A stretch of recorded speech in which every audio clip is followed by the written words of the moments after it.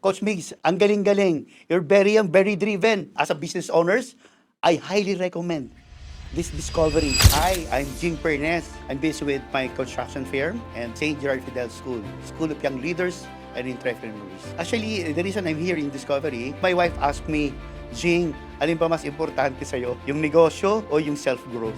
Siyempre, pinili ko yung self-growth. Ginawa ko ito dahil I want to add value to myself. Self-growth and professional growth. And then sabi ko, I cannot give something that I don't have. So, I have to add value to myself. Dahil sa expose ako sa eskwelahan, gusto ko ring mag-add ng value sa mga estudyante namin, sa mga parents, at lalo na sa mga teachers. Dahil napakaganda na experience ko sa Discovery, I'm really happy and very grateful.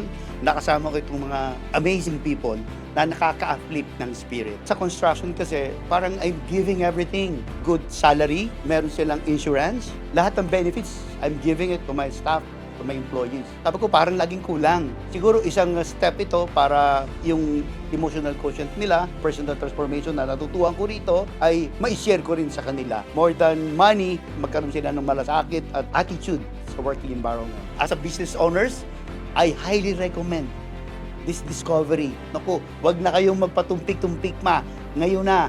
Dahil napakaganda nito, no? Lalo na doon sa mga nagsisimulang magnegosyo at kahit doon sa mga malaki na ang negosyo, exponential. Take it from me. Coach Migs, I'm one of your avid fan. Ang galing-galing. You're very young, very driven. At klarong-klaro ang iyong mensahe. And I like it.